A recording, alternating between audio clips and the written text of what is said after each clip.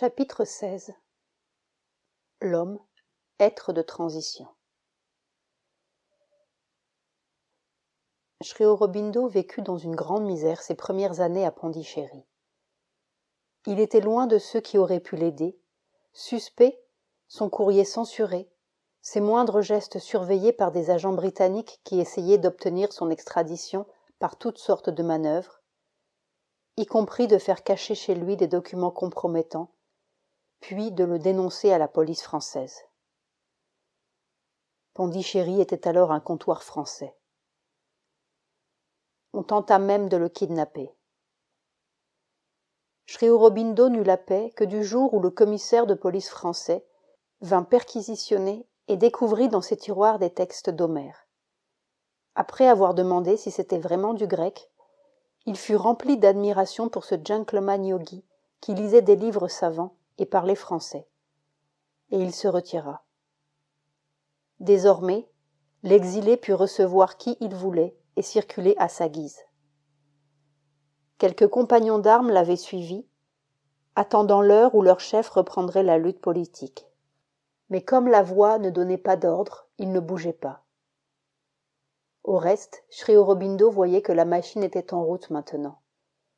L'esprit d'indépendance était éveillé chez ses compatriotes, et les événements suivraient leur cours inévitable jusqu'à la libération, comme il l'avait prévu. Il avait autre chose à faire.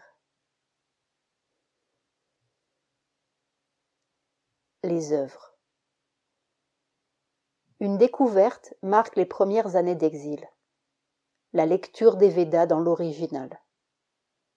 Jusqu'alors, Sri Aurobindo n'avait lu que des traductions anglaises ou indiennes, et n'y avait vu, avec les érudits, qu'une masse ritualiste assez obscure de peu de valeur pour l'histoire de la pensée, ou pour une expérience spirituelle vivante. Et tout à coup, dans l'original, il découvrait une veine continue de l'or le plus riche, tant par la pensée que par l'expérience spirituelle. Je m'aperçus que les mantras védiques illuminaient d'une lumière claire et précise certaines expériences spirituelles que j'avais eues et pour lesquelles je n'avais trouvé aucune explication satisfaisante, ni dans la psychologie européenne, ni dans les écoles de yoga, ni dans l'enseignement du Vedanta. On peut imaginer en effet que Sri Aurobindo fut le premier dérouté par sa propre expérience et qu'il lui fallut quelques années avant de comprendre exactement ce qui lui arrivait. Nous avons décrit l'expérience supramentale de Chandernagor comme si les étapes s'étaient enchaînées bien sagement, chacune avec sa notice explicative. Mais les explications sont venues longtemps après. Sur le moment, il n'avait pas de point de repère. Et voici que le plus ancien des 4 Védas, le Rig Veda, lui apportait inopinément le signe qu'il n'était pas tout à fait singulier et aberrant sur cette planète. Que les érudits occidentaux ou même indiens n'aient pas saisi l'extraordinaire vision de ces textes ne surprendra pas si l'on sait que les racines sanskrites se prêtent à un double ou à un triple sens, qui vient à son tour s'envelopper d'un double symbolisme, ésotérique et exotérique. On peut lire ces hymnes sur 2 ou 3 couches de sens superposées, et même, quand on est arrivé au sens exact, on conçoit par exemple que le feu dans l'eau, ou la montagne enceinte de la naissance suprême, et toute cette quête du soleil perdu, suivie de la découverte du soleil dans l'obscurité, soit d'un symbolisme pour le moins bizarre si l'on n'a pas la clé expérimentale du feu spirituel dans la matière, de l'éclatement du roc de l'inconscient et de l'illumination dans les cellules du corps. Mais les rishis eux-mêmes ne disaient-ils pas « Paroles secrètes, sagesse de voyants qui révèlent leur sens intérieur aux voyants » 4, 3, 16. Parce qu'il avait vu, Sri Aurobindo reconnaît aussitôt, et il se met à traduire une importante fraction du Rig Veda, particulièrement les admirables hymnes au feu mystique. On ne peut s'empêcher de rester songeur et de s'interroger quand on pense que les rishis d'il y a 5 ou 6 000 ans transmettaient non seulement leur propre expérience, mais celle de leurs ancêtres ou des pères des hommes, disait-il. Il y a combien de millénaires ? qui s'était répété de génération en génération sans une faute, sans omettre la moindre diérèse, puisque l'efficacité du mantra tenait précisément à l'exactitude de sa répétition. Nous sommes devant la plus ancienne tradition du monde, intacte. Que Sri Aurobindo ait retrouvé le secret du début de notre cycle humain, peut-être y en a-t-il eu d'autres avant, à un âge que les Indiens disent noir, Kali Yuga, n'est pas dépourvu de signification. S'il est vrai que le fond touche une surface nouvelle, nous approchons. Dans la tradition indienne, chaque cycle se déroule en 4 périodes. Satya Yuga, l'âge de vérité ou âge d'or, puis l'âge où il ne reste plus que les 3/4 de la vérité. Treta Yuga, puis une moitié de vérité, Dwapara Yuga, et enfin l'âge où toute vérité a disparu, Kali Yuga. Le mot de passe est perdu. Le Kali Yuga est suivi d'un nouveau Satya Yuga, mais entre l'un et l'autre, il y a une destruction totale, Pralaya, et l'univers est ravalé. Selon Sri Aurobindo, la découverte du supramental ouvre d'autres horizons. Nous aurions tort cependant de lier Sri Aurobindo à la révélation védique. Si frappante qu'elle soit pour nous, elle n'était pour lui qu'un signe de reconnaissance sur le chemin, une confirmation après coup. Vouloir ressusciter le Veda au XXe siècle, comme si le sommet de la vérité y avait été définitivement atteint, est une futile entreprise, parce que la vérité ne se répète jamais 2 fois. N'écrivait-il pas, en veine d'humour, « Vraiment, cette stupéfaite vénération du passé est merveilleuse et terrible. Après tout, le divin est infini, et le déroulement de la vérité aussi est peut-être infini. Ce n'est pas exactement comme une noix dont le contenu aurait été pilé et vidé une fois pour toutes par le premier prophète ou le premier sage, tandis que les autres doivent religieusement piler la même noix à perpétuité. Sri Aurobindo n'allait pas seulement travailler à une réalisation individuelle, telle les Rishis, mais à une réalisation collective, en des conditions qui ne sont plus celles des bergers préhistoriques. Et tout d'abord, il devait consacrer beaucoup de temps à une œuvre écrite, qui sans doute pour le moment est le signe le plus visible de son action collective. En 1910, arrive un écrivain français du nom de Paul Richard, qui rencontre Sri Aurobindo et est tellement impressionné par l'ampleur de ses vues qu'il revient une 2e fois à Pondichéry, spécialement pour le voir en 1914, et cette fois le presse d'écrire. Une revue bilingue est fondée, Richard se chargeant de la partie française. Ainsi naquit l'Aria, ou revue de la grande synthèse. Mais la guerre éclate. Richard est rappelé en France et Sri Aurobindo se retrouve seul, avec 64 pages de philosophie à sortir tous les mois, lui qui n'avait rien d'un philosophe. De la philosophie. Laissez-moi vous dire en confidence que jamais, jamais, jamais je n'ai été philosophe, bien que j'aie écrit de la philosophie. Mais c'est une autre histoire. Je ne connaissais fameusement rien de la philosophie avant de faire le yoga et de venir à Pondichéry. J'étais poète et politicien, pas philosophe. Comment suis-je parvenu à m'en tirer et pourquoi? D'abord parce que Paul Richard me proposait de collaborer à une revue philosophique, et comme j'avais pour théorie qu'un yogi devait être capable de se mettre à n'importe quoi, je ne pouvais guère refuser. Mais il partit pour la guerre et me laissa en plan avec 64 pages de philosophie à écrire par mois. Le tout à moi seul. Deuxièmement parce qu'il me suffisait de transposer en termes intellectuels ce que j'avais observé et appris quotidiennement en pratiquant le yoga, et la philosophie y était automatiquement. Mais cela ne veut pas dire que je sois un philosophe. C'est ainsi que Sri Aurobindo devint écrivain. Il a 42 ans. Typiquement, il n'a rien décidé de lui-même. Ce sont les circonstances extérieures qui l'ont embarqué sur cette voie. Pendant 6 ans, sans interruption, jusqu'en 1920, Sri Aurobindo publiera d'une seule haleine la quasi-totalité de son œuvre écrite, près de 5000 pages. Mais il écrit d'une façon singulière.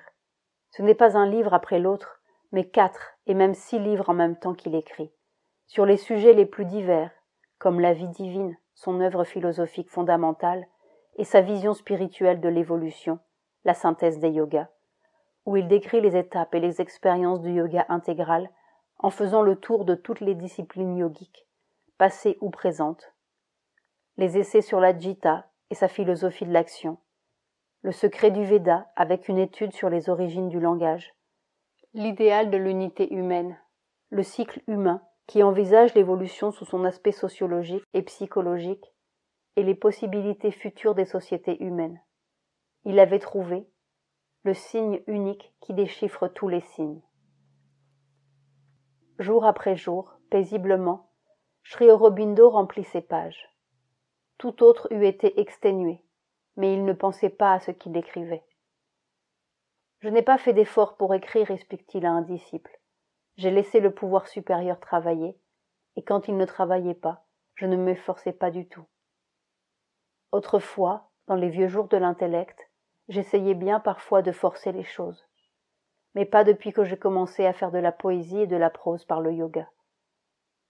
Je vous rappelle que quand j'écrivais l'aria, et aussi chaque fois que j'écrivais ces lettres ou ces réponses, je ne pense pas.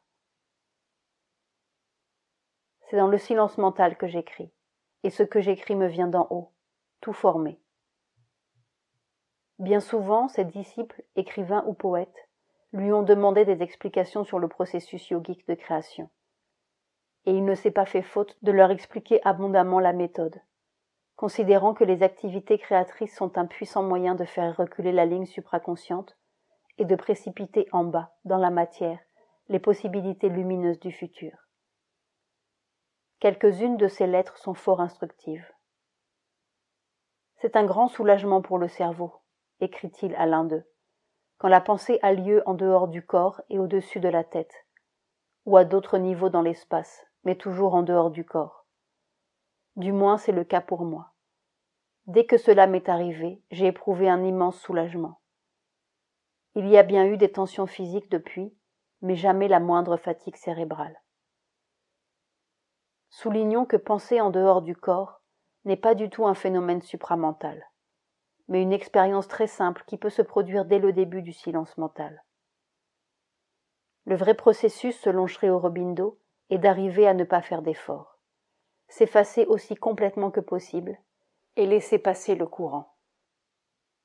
Il y a deux façons d'arriver à la grande route. L'une consiste à lutter et à grimper et à faire toutes sortes d'efforts, comme le pèlerin qui traverse l'Inde à plat ventre en mesurant le chemin avec son corps, c'est la voie de l'effort. Et un jour, tout d'un coup, quand on s'y attend le moins, on se retrouve sur la grande route. L'autre est de tranquilliser le mental de telle sorte qu'un mental plus grand, un mental du mental, puisse parler à travers lui. Je ne parle pas ici de supramental. Mais comment se fait-il, demandait un disciple, si ce n'est pas notre mental qui pense, si les pensées viennent du dehors, qu'il y ait de si grandes différences entre la pensée des uns et des autres? Tout d'abord, répondit Sri Aurobindo, ces ondes de pensée, ou ces semences de pensée, ces formes de pensée, n'importe, sont de valeurs différentes et viennent de plans de conscience différents.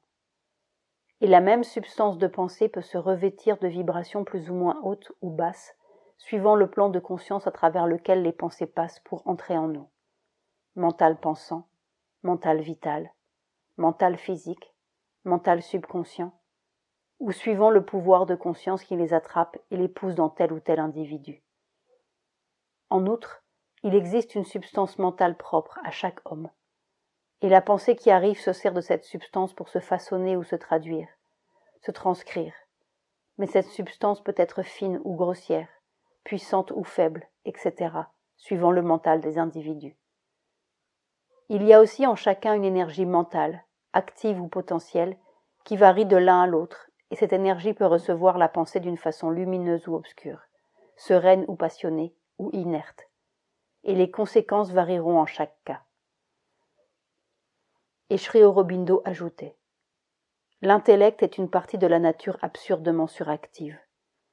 Il croit toujours que rien ne peut se faire bien s'il n'y fourre son nez, et de ce fait, instinctivement, il entrave l'inspiration, la bloque à moitié ou plus qu'à moitié, et peine pour substituer ses propres productions laborieuses et inférieures au rythme vrai et aux mots vrais qui aurait dû venir. Le poète œuvre dans l'angoisse pour arriver au mot inévitable, au rythme authentique, à la substance divine réelle de ce qu'il doit dire, alors que tout le temps c'est là, complet et prêt, derrière. Mais l'effort existe, protestait encore le disciple, et à force de battre l'air, l'inspiration arrive. Exactement. Si vous avez vraiment obtenu quelques résultats, ce n'est pas à cause de votre martèlement, mais parce qu'une inspiration a réussi à se glisser entre deux coups de marteau et à entrer sous le couvert de votre affreux tapage. Après avoir écrit tant de livres pour ses disciples, Sri Aurobindo disait que la seule utilité des livres et des philosophies n'était pas vraiment d'éclairer le mental, mais de le réduire au silence afin que, tranquille, il puisse passer à l'expérience et recevoir l'inspiration directe. Et il résumait ainsi la position du mental dans l'échelle évolutive. Le mental est un interlude maladroit entre l'action immense et précise de la nature subconsciente et l'action encore plus immense et infaillible de la divinité supraconsciente. Il n'y a rien de ce que fait le mental qui ne puisse se faire et se faire mieux dans l'immobilité mentale et une tranquillité sans pensée. Au bout de 6 ans, en 1920, Sri Aurobindo estime qu'il en a assez dit, pour l'instant. C'est la fin de l'aria. Le reste de sa vie d'écrivain sera presque exclusivement consacré à son énorme correspondance. Des milliers et des milliers de lettres contenant toutes sortes d'indications pratiques sur les expériences yogiques, les difficultés, les progrès. Et surtout, il va écrire et réécrire pendant 30 ans cette prodigieuse épopée de 23 813 vers, Savitri, comme un 5e Veda, son message, où il dit l'expérience des mondes du haut et du bas, ses batailles dans le subconscient et l'inconscient, et toute l'histoire occulte de l'évolution terrestre et universelle jusqu'à sa vision des temps futurs. Interprétant l'univers par des signes d'âme, il lisait du dedans le texte du dehors. Sri Aurobindo ou l'aventure de la conscience. Satprem.